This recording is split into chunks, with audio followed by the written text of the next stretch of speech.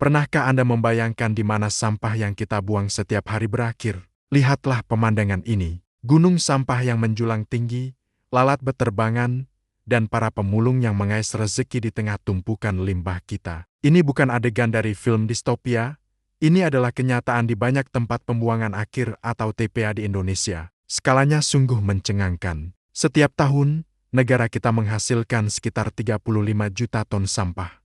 Jika kita bentangkan, tumpukan sampah ini bisa menutupi lebih dari 16.500 lapangan sepak bola. Bayangkan luasnya. Ini bukan sekadar angka, ini adalah krisis yang sedang kita hadapi bersama setiap hari. Masalahnya bukan hanya pada jumlahnya, tetapi juga pada cara kita mengelolanya. Mari kita telusuri lebih dalam. Dari 35 juta ton sampah yang kita hasilkan, data menunjukkan bahwa hanya sebagian kecil yang dikelola dengan benar.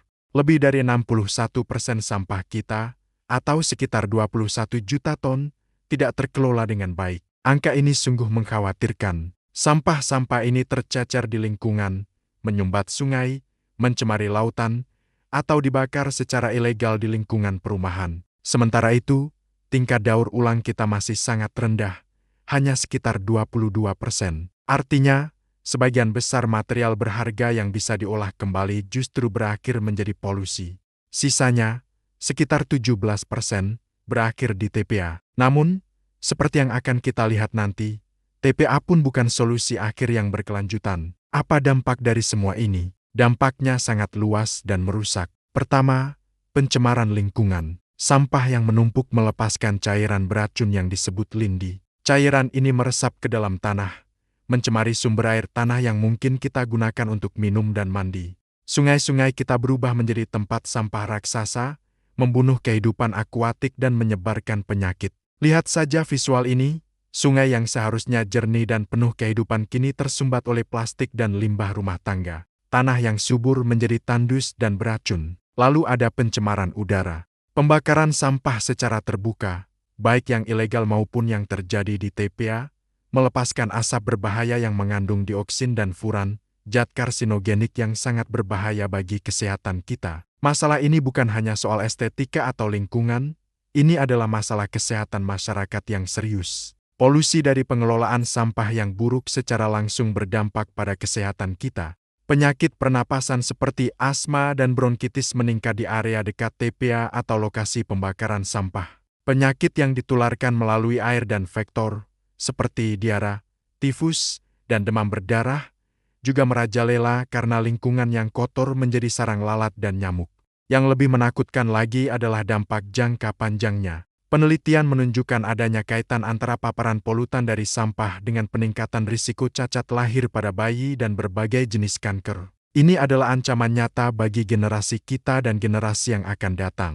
Kita tidak bisa lagi menutup mata. Sekarang, mari kita bicara tentang ujung dari perjalanan sampah kita, TPA. Banyak dari kita berpikir, setelah sampah diangkut, masalah selesai. Kenyataannya, masalah baru saja dimulai. Sebagian besar TPA di Indonesia sudah berada di ambang batas kapasitasnya, bahkan sudah melebihi. Ruang untuk menampung sampah kita semakin menipis. Lebih parahnya lagi, dari ratusan TPA yang ada, 343 di antaranya masih menggunakan sistem pembuangan terbuka atau open dumping. Ini adalah metode paling primitif dan berbahaya, di mana sampah hanya ditumpuk begitu saja tanpa pengolahan apapun. Metode ini seharusnya sudah ditinggalkan puluhan tahun lalu karena risikonya yang sangat tinggi. Risiko apa yang kita bicarakan? Longsor dan kebakaran, tumpukan sampah yang tidak stabil, ditambah dengan gas metana yang dihasilkannya, menciptakan bom waktu.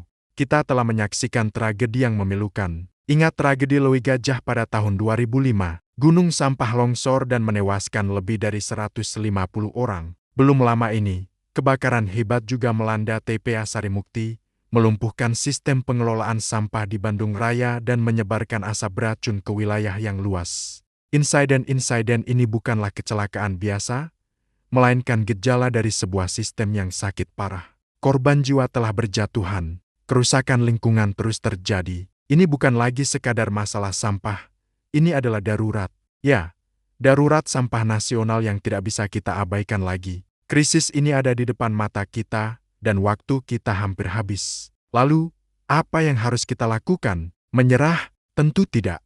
Krisis sebesar ini membutuhkan tanggung jawab dan aksi dari semua pihak. Ini bukan hanya tugas pemerintah atau petugas kebersihan. Ini adalah tanggung jawab kita bersama. Pertama, pemerintah harus mengambil peran kepemimpinan yang kuat. Perlu ada regulasi yang tegas dan penegakan hukum yang tidak pandang bulu terhadap pencemaran. Pemerintah juga harus mendorong pembangunan infrastruktur pengelolaan sampah yang modern dan ramah lingkungan, beralih dari sistem TPA kuno ke fasilitas pengolahan yang terintegrasi. Kedua, peran sektor swasta juga sangat krusial. Investasi dalam teknologi daur ulang dan ekonomi sirkular harus didorong. Bayangkan jika setiap botol plastik, setiap kertas, setiap sisa makanan bisa diubah menjadi produk baru yang bernilai ekonomi. Ini bukan hanya mimpi.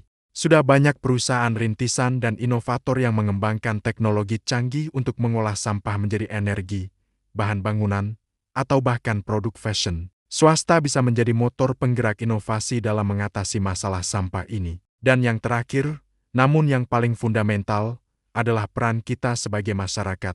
Perubahan harus dimulai dari diri sendiri, dari rumah kita masing-masing. Mulailah dengan hal sederhana, memilah sampah. Pisahkan sampah organik, anorganik, dan residu.